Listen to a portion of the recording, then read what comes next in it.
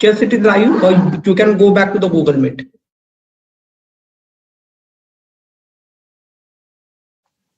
Yes, sir.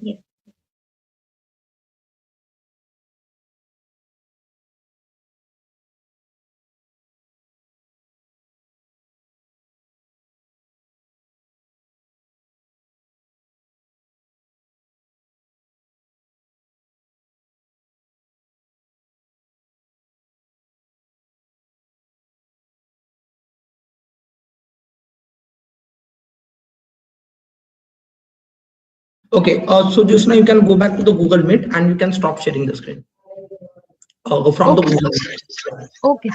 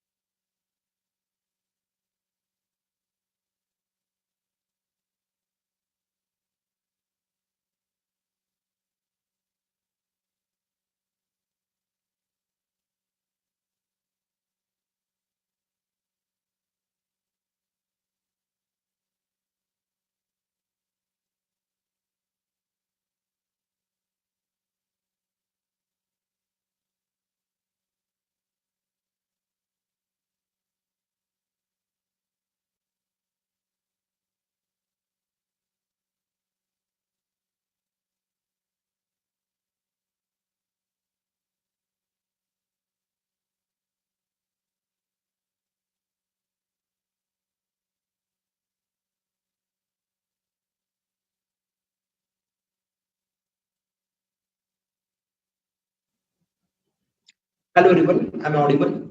Please confirm that everyone can hear my voice and everyone can see the screen. Yes. Yes, sir.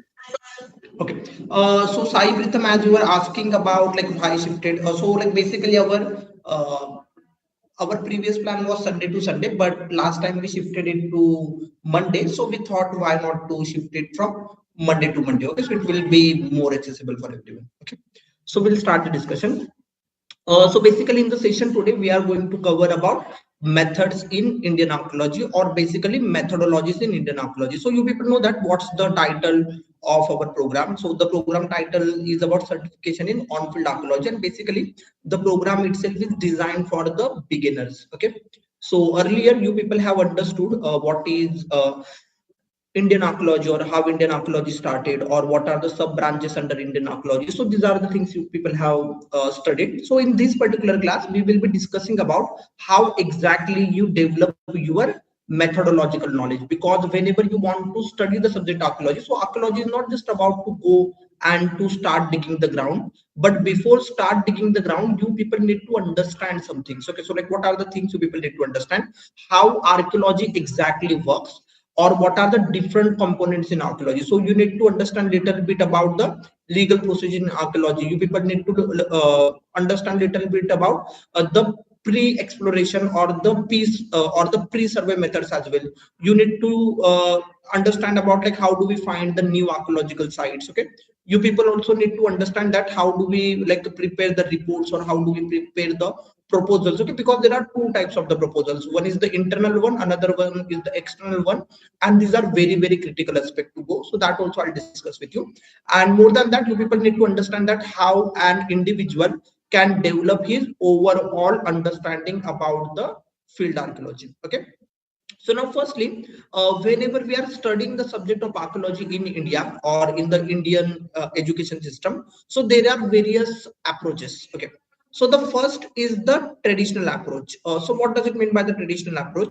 So the traditional approach is that archaeology is more and more involved into the class learning. Okay, so like what happens here? So basically, if you cover you or you consider your entire subject of archaeology, so you like rarely get to see just one MA in archaeology. But the problem is that your most of the portion will be covered by ancient Indian history. Then the area will be covered by ancient Indian culture. Okay, then the area will be covered by the other things. So basically about the like the epigraphy or about the numismatics. Okay, or about like the sub branches like maritime archaeology or like the mythological studies or the linguistic studies. Okay, or the scripts, and only 5 to 10% is provided to the field archaeology. Okay, so basically what happens here in the traditional method, so like most of the activities are taking place in the class learning only. So basically you need to like attend the classes and you learn about the subject of archaeology or what exactly the things are taking place or like what are the methods. But more and more the class learning process is being followed. And then the another method is the combination method. So what happens in the combination method? So basically under this combination method, you are going to like have the combination of the activities. So basically you do the field like the activities but not the core field archaeology. So I give an example. Okay, so for example this is Himashri in the class. Okay, and for example Himashri is pursuing her MA in like ancient and culture, history and archaeology. So what happens in the traditional way? So the first way is that there is no scope to the field work at all. Okay, so mostly students learn in the theoretical way. And in the second way, there is of course there is a scope for the field work, but the problem is that the field work is been covered by the other types of activity. So what does it mean by the other types of activity? For example, the heritage walk. Okay, or like students go outside and they go to see the caves, or they go to see the cave paintings. Okay, or they go to see the temples. Okay, so the problem is that with the combination method, so obviously student get the field work, but the problem is that this is more like a tourism type of activity. So I give you an example. Okay, so suppose you have okay, so suppose you have Harshita in the class. Okay, and Harshita is going on the field work, and for example she is going to visit a temple in Karnataka. Okay, So now here she can go to the temple and she can study the temple. Okay, so she can like see the temple, or she can also like get the information of the temple. So that's the different thing. Okay, but when it comes to the combination of the activity, so she is getting an opportunity to make the catalog. So for example, here on the temple, so for example, there are the panels and there are the iconographs. Okay, so for example, if there is no such like the formal document by the authority, so like whoever authority that the temple is coming under, so she is getting an opportunity, or in the simple terms, I'll make it little simple. So she is getting an opportunity to make the blueprint of the temple, or she is getting an opportunity to perform the like other report on the iconograph, or even she's getting an opportunity to do the documentation. So even if she's getting an opportunity to perform the documentation of the temple, it is more highlighted rather than going to the temple and seeing the things and returning back. Okay, so this is the issue in the combination of the activity. So under the combination you get the access to the field, but these are not the core field activities. I hope you people are understanding the differentiation. All people in the class, all of you, everyone, like Hardik or like Harshita, Himashri, or like Ishika and like Jayashri, Jyotsna, Kalpana, Kashish, Kiran, and like Manjit, and like Meenakshi. I hope you all people are understanding the point. And see, so basically here in the live class, I do not see your faces, so I don't understand whether you people are getting the point or not. Okay, so you can raise your hand like this, or you can write yes in the chat box, or you can unmute and speak. So the things are totally fine. Okay, I hope everyone is understanding the point, all people in the class. Okay, so now there is a third method. It's called as the relative method. Okay, so what exactly happens in the relative method? So in the relative method, basically your curriculum will be having the class learning, and plus your curriculum is going to have the field approaches as well. So I give you an example here. Okay, see, so to understand these small things is a very important factor, because at the end we are going to have one special session on the career in archaeology as well, how exactly you can start your career in the field of archaeology. So that definitely I'll explain to you, but this approach you people need to understand. So what happens in the relative method? So like I told you, the first method is the traditional way. So in the traditional way, if you take admission for your MA in archaeology, so you mostly have the class learning. Okay, so you do not go on the field at any condition. So you just have the class learning and you learn the subject archaeology. And in the combination way, you get access to the field work, but like I told you, these are not the core field work. So you go for the heritage walk, or you go to see the cave architecture, or you get to or you go to see the cave paintings. Okay, or you like go outside to visit the other like the archaeological site. So the students sometimes go to see the Hadappan sites as well. So they go to see Lothal, or they go to see the like Rakhi Gadia and the other like the archaeological site. But like I told you, the issue with this is that it is more like the tourism type of the activity rather than actually having input to your portfolio. Okay, then the next thing is about the relative method. So this relative method is little different. So under this relative method, what happens? So basically you have the 50-50%. So for example, you learn in the colleges about the subject of archaeology. So basically like all the like the core aspects. So like I told you, along with the ancient culture, history, archaeology, or the scripts,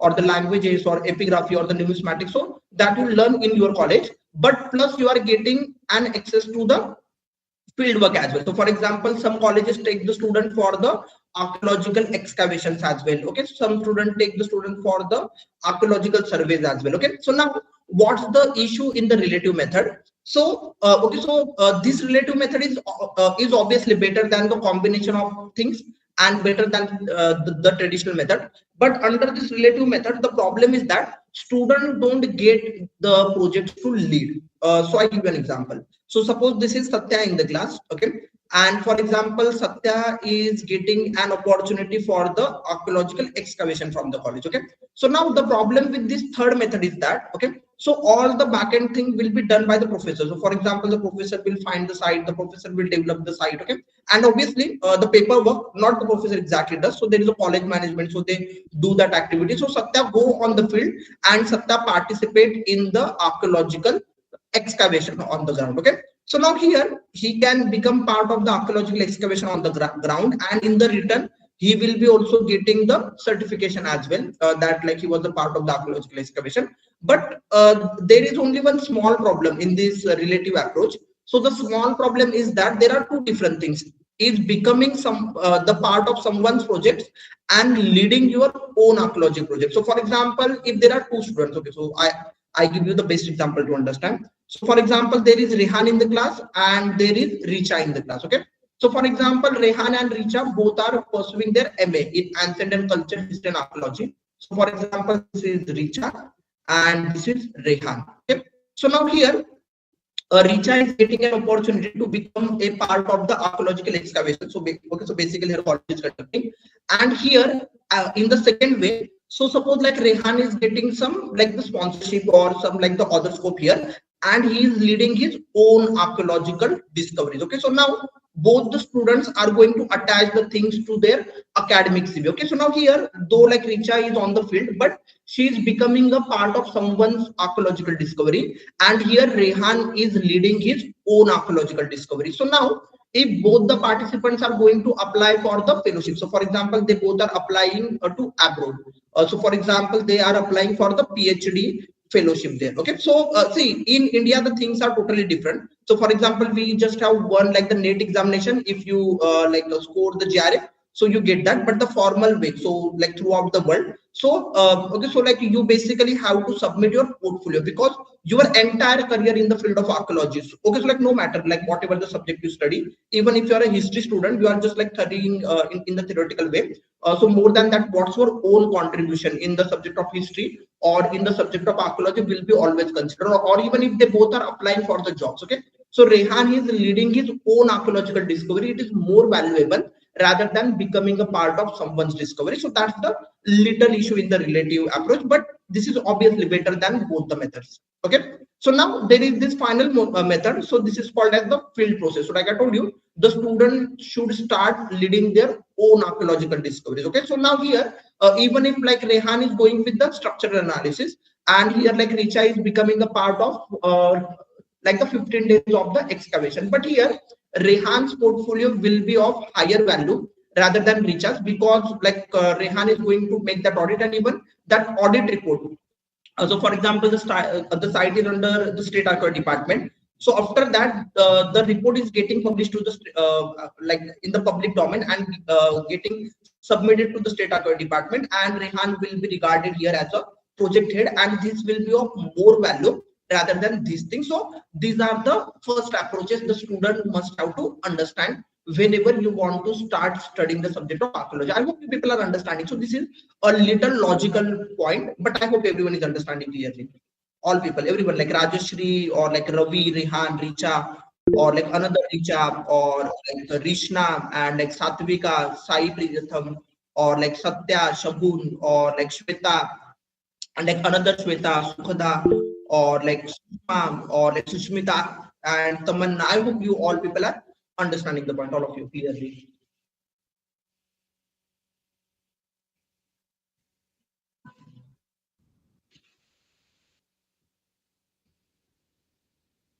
Okay, so now we'll go to the next point. Okay, so now the next point is that you people well, like whenever you people are like going to study the subject of archaeology, so you people like firstly need to understand about finding a new archaeological site. So if you are not like learning about how exactly we find the archaeological site, so like basically on the ground, by considering your future career, so the things are really not that brightful for you. So you need to understand from the beginning, because like I told you, always having the 360-degree picture is required for everyone, because like I told you, archaeology is a very practical subject. So basically if you want the bright career in this particular field, so your portfolio is everything. Okay, and like not only here in archaeology, but even if I give you people some other example. Okay, so now this is a little different example, but you people understand from this example, and this will really help you understand better why I am giving you this type of the method here. Okay, so just imagine that now you are a part of a corporate company. So just imagine that like you are running a company. So this is suppose, okay, so suppose this is Vaishnavi in the class. Okay, and for example, like Vaishnavi is a owner of that particular private organization or for that particular corporate house. Okay, and Vaishnavi wants to hire a like a particular person, like suppose as a web developer she wants to hire. Okay, and there are two person. So this is Mr. A. Okay, and this is Mr. B. Okay, so now here both the participants are going to apply for that web development position. Okay, so this Mr. A has completed his like BSc and plus the certification in web development, and Mr. B has done the same BSc plus certification in web development, and they both are applying to this particular corporate house. Okay, so now here whenever these both the participants are going to apply for that particular like the corporate house, and the position is for the web development. So now here suppose like Mr. A has completed his BSc with like CGPA around like 9 out of 10 or 8 out of 10 or even 10 out of 10, and Mr. B has got like 6 out of 10. Okay, so just having the degree on the paper, so that really doesn't matter even in this particular field. So suppose like Mr. B has like already developed the site for an NGO. Okay, he has created some sample source codes as well. He has created a small like the e-com site for another organization, or basically he has created 4 or 5 different portfolio. So despite of having 6 out of 10 CGPA and despite of having 9 out of 10 CGPA, even if I'm asking you people which person you people will prefer to go with, so obviously your preference will be Mr. B. Okay, so that's what the student need to understand from the beginning itself. So so whenever you people are going to start your first year, whether you are taking from BA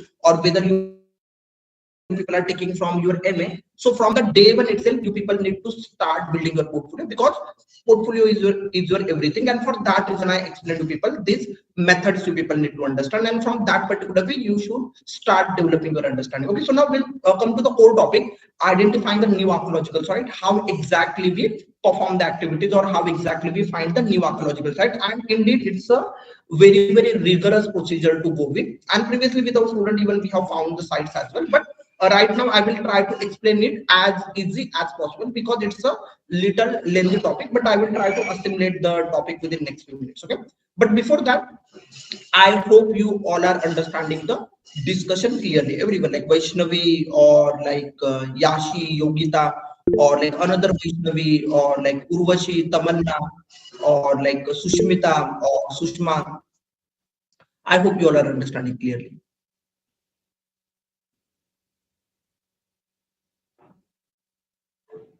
Okay, so now the next point is about identifying the new archaeological site. So now the formal or the traditional method is that we go with the exploration. Okay, so now you need to understand that why exploration is not that effective. Okay, see the from the word itself exploration you can understand that we have to explore something.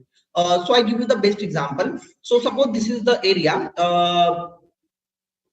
Suppose like this is a particular landscape here. Okay, and in this particular landscape, so there is one archaeological site. So for example there is one stupa, or like for example there is one like fort architecture, or probably there is going to be any type of like the medieval period temple or something. So with the exploration you go and you explore the areas nearby. So you check like the other nearby areas if there is a possibility to find certain activities, or if there is that possibility to find something. Okay, so basically under the exploration, so from the name itself you can understand that we need to explore.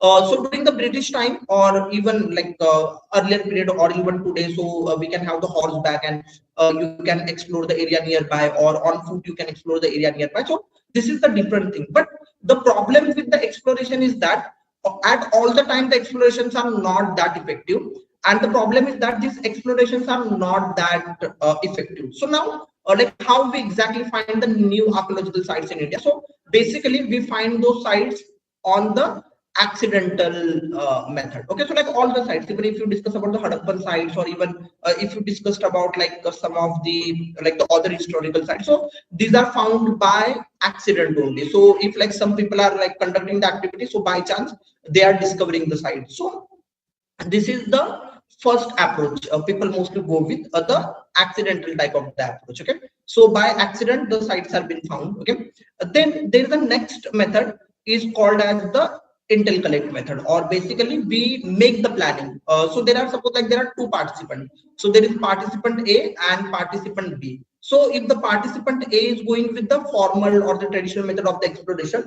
or even like sometimes by accident something is been found and he'll be getting notified about it and he'll be starting the activity. And here in the B case, so the person is going to pre-decide, or the person is pre-decided individual, that I want to find a new archaeological site, and then the person will be starting the methodological approaches in finding of the new archaeological site. Okay, so that's the simple difference between the things. So now here we are like obviously going to give preference to the second type of the method, and like I told you, the topic is really like rigorous, and it's a very like the topic is very lengthy, but I'll try to explain to people as easy as possible how exactly we go with this particular type of the method. Okay, so now here the first thing we go with the systematic approach is with the first thing, like the first thing called as the intel collection, then we go with the reconnaissance. Okay, but the question is that what exactly does it mean by the intel collection? Okay, so here like basically we have three approaches, and like I told you, the objective of our this particular program is to provide you people the idea. Okay, so can you please speak slowly? I did not understand some words back. Okay, so I really can't change my speaking way because actually it's everyone's style to, or like basically the speech delivery. So whatever the doubt and difficulty you are facing, Piyush, you can write down those in the chat box. I'll try to clear that. Okay. Yeah. So basically, if talking about the accidental, so just leave it aside. Accidental is the old or the traditional method we go with. With the intel collection method, so I'll just give you the three things. So basically, the first thing is called as the human intelligence. The second one called as the machine intelligence, and third way we call it as the like the return and the other sources that we consider here. Okay. So basically, it works in that way, and I always give student the best example. Okay, so suppose even if you consider the British period as well, and when they like started collecting the like the written record, or for example like the Chinese travelers account, or like for example they starting like the war movement, or like basically we recently have the program called as like military archaeology, and I'm not sure whether anyone of you were part of that particular program. So I don't see any formal student who was part of that military archaeology program.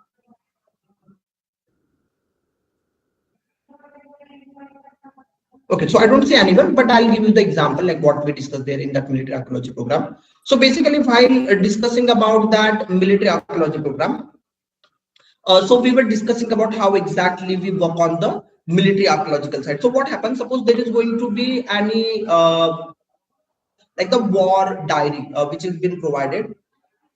Okay, so suppose there is going to be the war diary, which you people are going to find, and in that war diary there is a description. So in that particular area, so there is a like the battle has been taken place. So now you get the intel, or basically you are getting the concrete information. So you are not like on the horseback and you are like randomly searching the area, but you have the clear cut information. So from any source the information is coming on, and based on that you are going to explore the site. And so it's a little like a little complicated to explain that, so I will take you back to that slide later on. But firstly I have to discuss you people some other factors before developing any archaeological site, or before launching any type of the formal archaeological survey. What are the preparation you people need to do? So in, okay, so now we are going to discuss this particular part, and then I will be taking you to another part, because like I told you, like as a beginner it's a little tricky to get grip over those points. So I'll take you back there later on, but I believe you all people are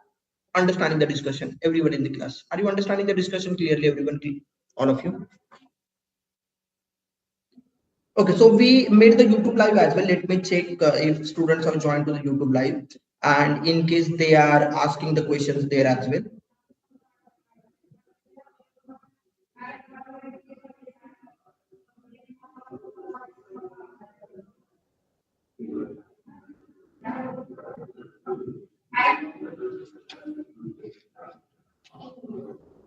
Okay, so we'll go to YouTube. See, because see, like why we did the YouTube live as well, because there were more than 100 people, and you know that if there are more than 100 people, then we can't add all of them to the Google Meet. So that we did the YouTube live option. So let me just check how many students are joining there.